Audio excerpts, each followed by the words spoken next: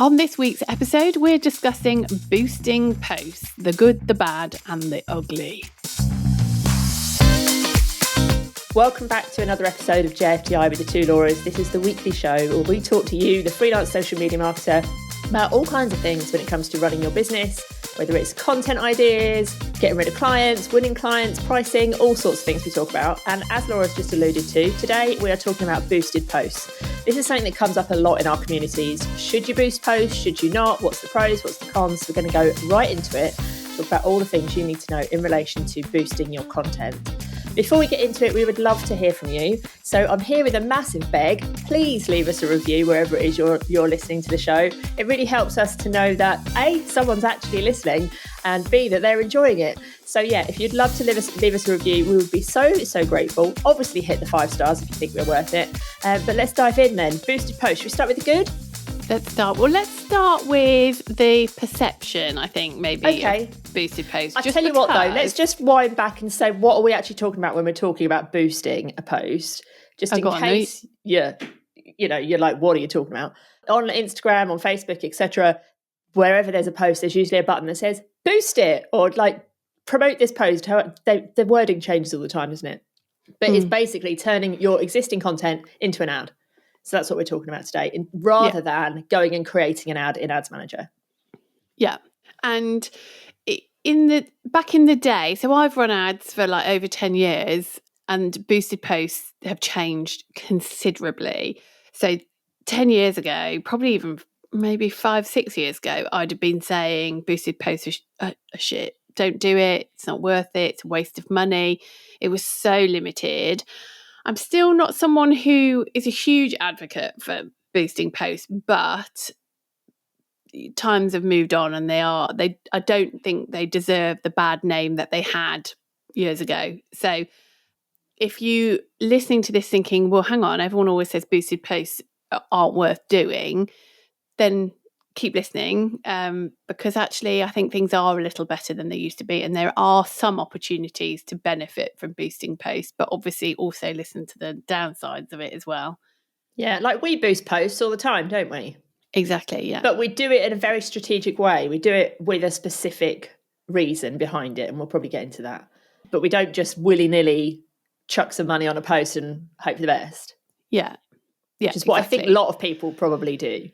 Yeah, and that which leads us on to probably some of the good things about boosted posts is that they are easy. It is just press a button and then follow the steps through, and they're slightly different depending on whether you're on Facebook or Instagram, for example. But by and large, you are taken through that process with very few options that might confuse you or overcomplicate things. So it very much simplifies things.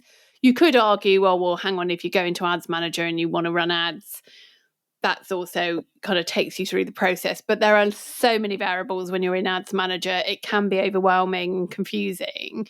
Whereas when you're doing a boosted post, it's much more, who do you want it to go to? What do you want them to do?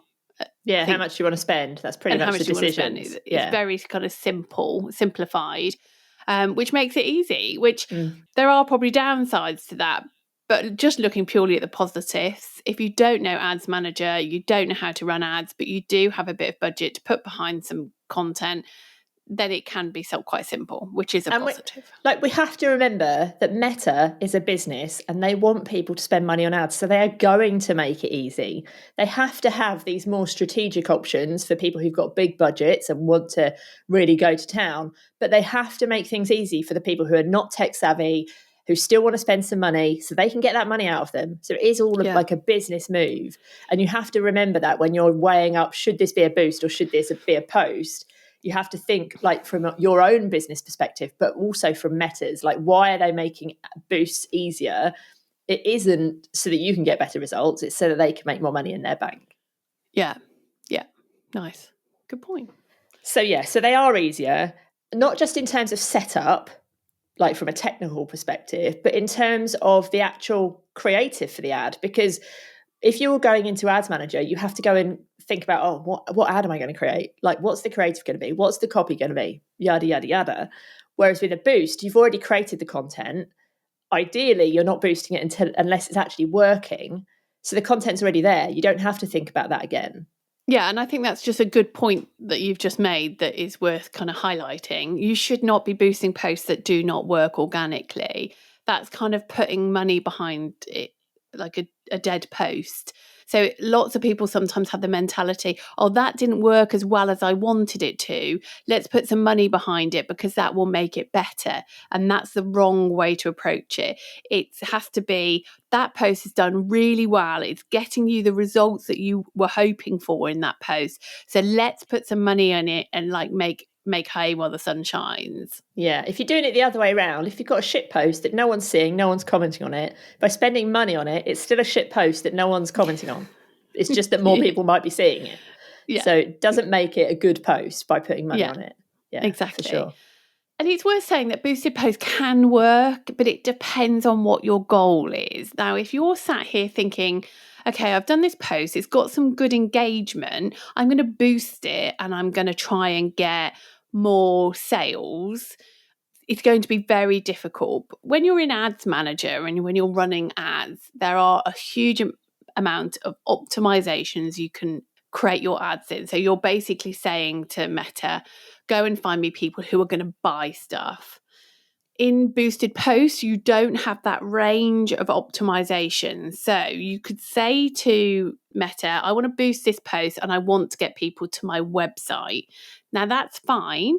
Or I want people to come and engage on this post, or I want more views of this video, which are all great things to have, but especially if you're after the vanity metric, but it's not necessarily going to help you get sales. Now, it may do if your offer is incredible and an absolute no-brainer, then just sending people to that sales page through a boosted post may well be enough. But if people aren't really, if it's, and you'll know that because that's happening organically, if that's not happening organically, just by boosting a post where you can only optimize it for link clicks, i.e. get someone to your website, that is not going to suddenly generate sales. That's where you are better to put it into an ads setup in Ads Manager and actually optimize it for sales or leads or whatever it is that your goal is. And if that doesn't make sense to you, just in like really basic terms, what Laura's saying is by optimizing it for sales, you're basically saying to the Meta algorithm, go and find people who historically have bought things like this, or they've spent money by clicking on ads, etc. Because Meta knows so many things about us. It has so many different data points. It knows like what links I click. It knows what happens when I'm on websites, whether I've gone via an ad or not, whether I've spent money. You know, it'll know if I bought nail varnish yesterday or if I bought shampoo yesterday, if those websites had, you know, the pixel on. It will also know the conversations that I'm having in groups, etc. So it has all these different pieces of information, and you can only pull on that information if you're in Ads Manager. You can't pull on that information in such depth if it's a boosted post. Yes, you might be able to find people who click links, and yes, you might be able to find people who comment, because those things are really easy for Meta to find, because they're like internal kind of metrics, aren't there? But when it's pulling on information that's coming from the pixel, etc., that's much harder for it to do. So you have to do that in Ads Manager. Yeah. So boost can work, but we have to be realistic about what the opportunities are. So, for example, where Laura said before, we do boosted posts. We do a lot on Instagram mainly. We do boosted posts to get more profile views, which ultimately get us more followers. They tend to work well. We only ever do it when we've got posts that are already doing that organically, as we've mentioned. And some people can boost posts because it's going to form part of their funnel. So they may have a reel which they want to boost to get more views from the right people. So later date, they're going to retarget those video views as part of a more strategic ad campaign. So there are definitely benefits to the boosted posts, and they definitely work. You just have to make sure you have the correct expectations as to what you're wanting to achieve, because like suddenly getting shed loads of sales, for example, might be a bit of a stretch. Yeah, and just go into it strategically like you would with anything. You know, and if it is that you want comments, like fine. But if it is that you are thinking, oh, by boosting this post and getting more people to comment on it, it means that they're going to buy stuff, like Laura said, that's not how things work. But yeah, so there are definitely positives, but there are also negatives, I think. And one of the negatives that we haven't got on our notes, but that has just come into my mind as we were talking, you just said, like, we mostly boost on Instagram. When you boost a post on Instagram, it shows on Instagram. When you create an ad in Ads Manager, you can show it on Threads, Facebook, Instagram. It can be in the Reels feed, it can be Stories feed, like it can be everywhere. And that's not the same, is it, when you boost? Yeah, and when you do it in Ads Manager, you can optimize for all those different platforms. So if you were to boost a post on Instagram, it may show in stories, but it wouldn't be optimized. But so as in, it wouldn't be the correct size. It would have obviously the call to action, etc., in the copy, which people would have to click to see, as opposed to having it in the creative. So when you're in Ads Manager, you can change all the creative to work for every single placement, whereas you can't do that for boost. And I think that's quite an important point. Yeah, yeah. And you just can't be seen everywhere, which Yeah. which might be fine. You know, you might only want to be seen on Instagram because you're trying to grow your Instagram followers. Fine. But if it is a part of a wider thing that you're trying to do across multiple platforms, then you can't do that with the boost. Yeah. So just do bear that in mind. And along with those limitations, and we've kind of touched on this, there is that limitation on optimization. So we can't optimize for sales or leads. There's much. Yes, it's the benefit is as simple, but the downside is there's a lot less scope for you to be able to get kind of tangible results, I think. Yeah, It's like you very can't link kind a of top of catalogue, funnel. etc. Can you? Yeah. Yeah, it's very kind of top of funnel basic stuff, which can be good. Yeah, definitely. That you also can't carry out testing, and we would always recommend that you should be carrying out testing all the time anyway, regardless of whether it's paid or organic. But if you're spending money on ads, especially if you're spending like a decent chunk of money, then you will want to be testing, and you want to be testing different creatives. So as in like literally what people see in the image or the video, different copy perhaps, different calls to action. You can test lots of different things, different audiences, etc., when you're creating an ad in Ads Manager. But in a boosted post, you're literally just boosting what's already there. So there's no testing option. You can't say, okay, this carousel did really well, but I want to test a different colored version of it. You can't do that as a boost. You would have to create that carousel and post it again as an organic post and then boost it. And those two things then wouldn't be testing against each other as such. So just bear that in mind as well. Yeah, you'd have to, and even if you did want to test that, you're paying twice. Whereas in Ads Manager, you only pay for the ad set, and so you can have multiple creative and it doesn't cost you anymore. So you can be testing easily 2 or 3 different creatives and the budget doesn't change. Whereas to do what you just said, to boost a couple of posts, even if you boosted them exactly the same time and they went out exactly the same time, you're paying double. Yeah.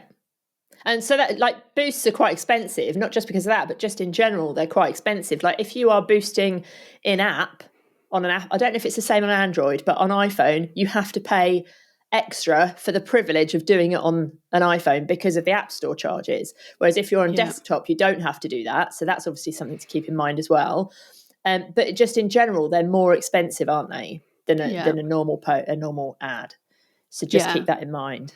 And so if a client says to you, because there's sometimes opportunity, like I've been in this situation where clients will say, look, I've got a couple of £100. Shall I run an ad or shall I boost a post?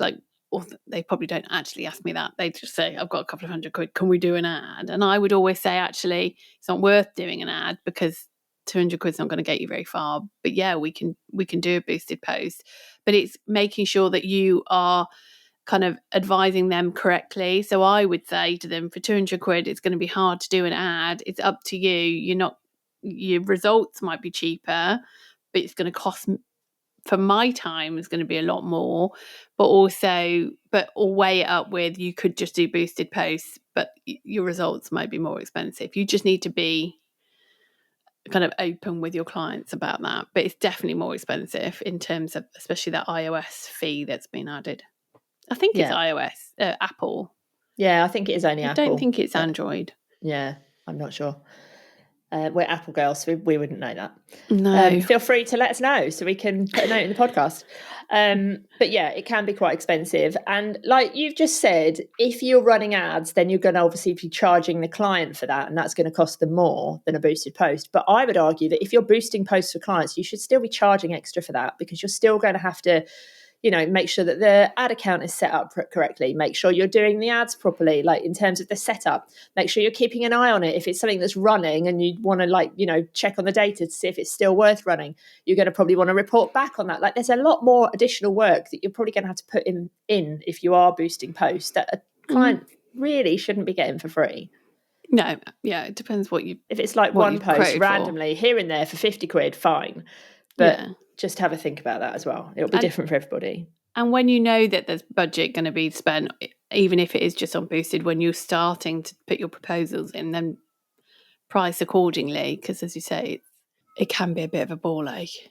And I think it can also be, so when you boost a post, you can see your results kind of in the app, like on any of the platforms, and that's fine, but it's basic information. But you can also go into Ads Manager and see the results in Ads Manager. So you can see lots more data, which is great for someone like me, because I love the data, and it's fine for me because I'm an Ads Manager, so I know what all the data means, and I can then take the results and kind of analyze those and then take necessary next steps. If you don't know Ads Manager and you go into Ads Manager, it can be incredibly overwhelming. So it may be the data that you do just get in the apps are fine, and that's all you need, and it's enough information for you to decide whether that was a success or on your next steps. If you do want more granular information, you can go into Ads Manager. It just can be quite complicated. It's fine once you know what you're doing, because there's great ways to remove a lot of the data and the overwhelm, and we cover all of this like in the Ads Manager Academy, like how you can actually just filter out the information that you do need. But sometimes for some people, when they go in there, if they've not had any training, it can be overwhelming and a little bit kind of like a rabbit in headlights. Yeah, but like you said, I think once you get to know it and you know what button does what, it takes all of that away, and you're like, hang on a minute, how did I find this so confusing to start with? Because actually it's not. It's just for some reason Meta just make it look really difficult, which, once you know what you're doing, it actually isn't all that hard. Yeah. Yeah, and I think when you enter the realms of boosting posts and ads and all of that area in Meta, you do start to also see how sneaky Meta can be. And I actually think it's marginally better than it used to be, because it used to be every 5 minutes, this post is doing well, why don't you boost it? But you're constantly getting notifications to say this post is, your best performing post, and it's like not 3 views. It's done really badly, but you're being told to boost, because of course that's Meta trying to get you to spend money. And for the uneducated, in terms of ads, you'd sit there going, oh, all right then, yeah, I'll boost, it's only a £5. Yeah, why not? But over the course of a year, if you're spending a £5 on every single post, and of course I'm sure Meta thinks, hang on, I've got one here, this person's listening to what I'm saying and doing what they're told, so then they tell them to boost more. And call me a cynic, but I think the bad side of boosting posts is some of the bullshit that comes out of, I was going to say Meta's mouth then, but you just have to have your due diligence and just think critically.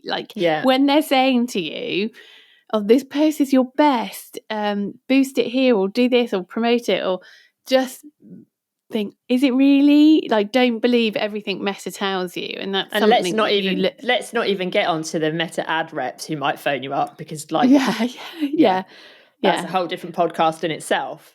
Spoiler alert, just don't listen to them because they give rubbish advice.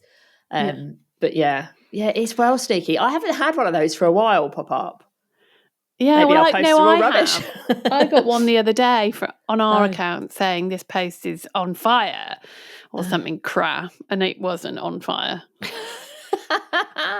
I love it. Yeah. So there we go. Don't believe all the bullshit. But also Like, don't believe if people are still saying that boosted posts are not the way to go. Just take it with a pinch of salt, because in some circumstances, they can be the way to go. In some circumstances, they can really be helpful. Like Laura said, we use them, for various different things, whether it's to get more followers, whether it's to get some video views so that we can then retarget people as part of a funnel, whatever it is, they have a place.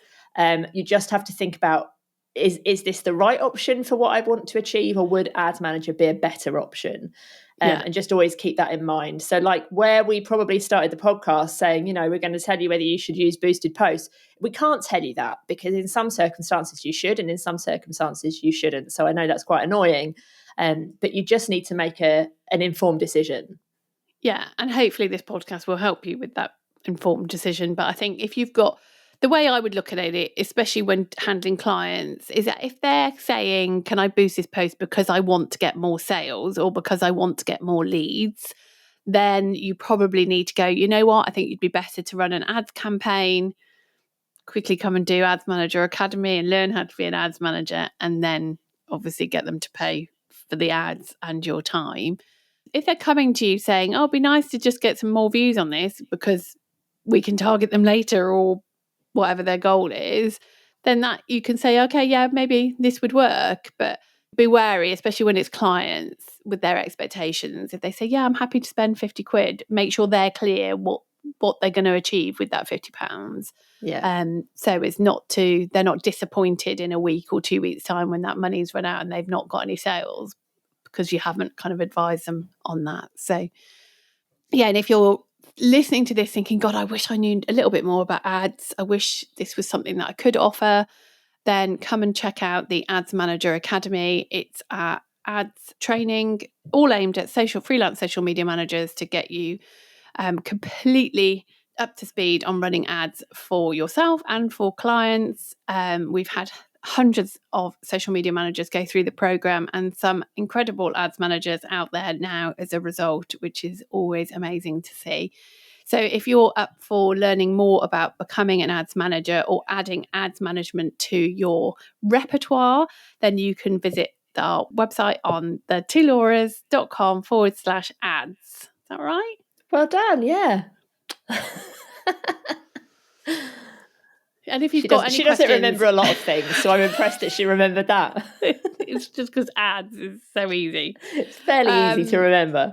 Yeah. So, but if you have got questions and you don't know whether ads is for you, and you've maybe thought about it and you're not sure, just come and ask us, because we're both very different ads managers. So we both have come across or approached ads management in very different ways. Like Laura absolutely loves the kind of creative side of it, the creating the ads. I love the data, not so much the creating of the ads. So we've come, and like Laura hates the data. So if you're sat there going, oh, I can never be an ads manager because I don't like the data, then like Laura is perfectly good ads manager and doesn't like data. So there are ways to kind of lean into what your preferences are. So just come and have a chat with us. We're always in our DMs on Instagram, and we're at the Two Lauras. If you don't already follow us, you can come and chat with us there, or drop us an email, anything, either or. Love it. There we go then. That's another one in the bag. We'll be back same time, same place next week. Hope you're enjoying your summer. And yeah, maybe we'll see you on Instagram. Yeah. All right. Chat to you soon. Bye. Toodles.